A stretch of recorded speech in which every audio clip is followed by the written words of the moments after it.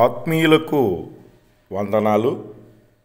ఈరోజు మనం మాతృమూర్తి కస్తూరిబా గాంధీజీ జయంతి అన్న విషయం మనందరం స్మరించుకోవాలి. గాంధీజీ కంటే అద్భుతమైన వ్యక్తిత్వం కలిగిన మాతృమూర్తి కస్తూరిబా గాంధీ. సామాన్యుడైన మోహన్ దాస్ కరంచంద్ గాంధీని జగజ్యోతిగా వెలిగించిన ఉత్తమ మహిళ వారు. గాంధీజీ ఛాయలో వారి వివేకాన్ని, విజ్ఞతను, చాకచక్యాన్ని, సాహసాన్ని, తెగువను, త్యాగాన్ని, కరుణను, దయను మనం గుర్తించలేకపోతున్నాం. అయితే కస్తూరి అమ్మ ఏమీ కోరుకోకుండా క్రమంగా జీవిత సారాన్ని ఎరిగిన కర్మయోగినిలుగా తను గాంధీజీ వృద్ధి కోసం, గాంధీజీ వెలుగు కోసం కొవ్వొత్తిలా కరిగిపోయారు. గాంధీజీల విదేశాల్లో చదువు, మహారచయితల గ్రంథాల అధ్యయనం లేకున్నా కస్తూరిబా భర్త చేస్తున్న పని ఎందుకో ఏమిటో బాగా ఎరిగిన మహత్తర త్యాగమూర్తి. నిజంగా చెప్పాలంటే నాటి ఎంతోమంది నాయకుల కన్నా సదా విజ్ఞత గల అనుకూలవతి అయిన భార్య లభించడం గాంధీజీ అదృష్టం. కస్తూరిబా గాంధీతో గాంధీజీకి 13వ ఏట వివాహమైంది.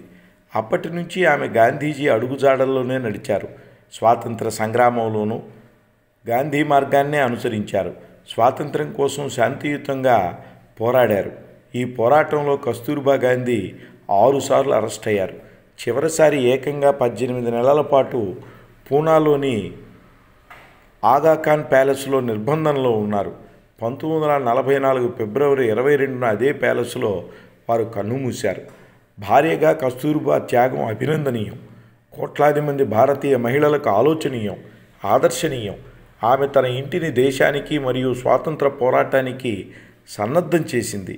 అంతేకాదు గాంధీజీ ప్రయత్నాలకు, ఆదర్శాలకు, ఆశయాలకు మనోవాక్కాయ కర్మతలతో మద్దతిచ్చింది. ఇట్టి ఉన్నత వ్యక్తిత్వం కలిగి ఉండడం సులభం కాదు. గాంధీజీ జైల్లో ఉన్నప్పుడు వారు ఇంట్లో ఉపవాసంగా జీవించారు. తనకు నచ్చిన వస్తువులను, మంచి ఆహారం, మత విశ్వాసాలను మరియు స్త్రీలకు సహజంగా ఉండేటటువంటి అనేక రకాలైనటువంటి ఆలోచనలన్నింటినీ కూడా, అంటే నగలు, ఆస్తులు, అంతస్తులు, ఐశ్వర్యం, గౌరవం, ఇటువంటి వాటినన్నింటినీ కూడా వదులుకున్నారు. మరీ ముఖ్యంగా గాంధీజీ బ్రహ్మచర్య ప్రతిజ్ఞకు వారు అభ్యంతరం చెప్పలేదు, సహకరించారు కూడా. ఓ సందర్భంలో గౌరవ సరోజినీ నాయుడు గారు కస్తూరి అమ్మను గూర్చి ఇలా అంటారు: భారతీయ స్త్రీత్వానికి సజీవ చిహ్నం వారు.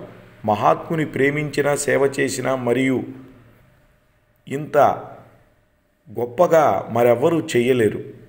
అంతేకాదు ధైర్యం, విశ్వాసం మరియు భక్తితో అనుసరించిన గొప్ప వ్యక్తి వారు. మహాత్మునిలో భాగమైన శాశ్వత త్యాగ మార్గంలో వారి పాదాలు ఒక్కసారి కూడా తడబడలేదు, హృదయం చెలించలేదు. వారు మృత్యువు నుండి అమరత్వానికి చేరుకున్నారు.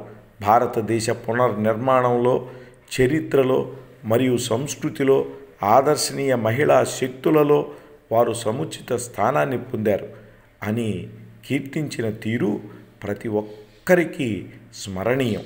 అసలు గాంధీజీ సందేశ జీవితాన్ని చదవకపోయినా పర్వాలేదు, కానీ పూజ్య కస్తూరి అమ్మ జీవితం ప్రతి భారతీయ ఆడపిల్లకు అవశ్య పఠనీయం.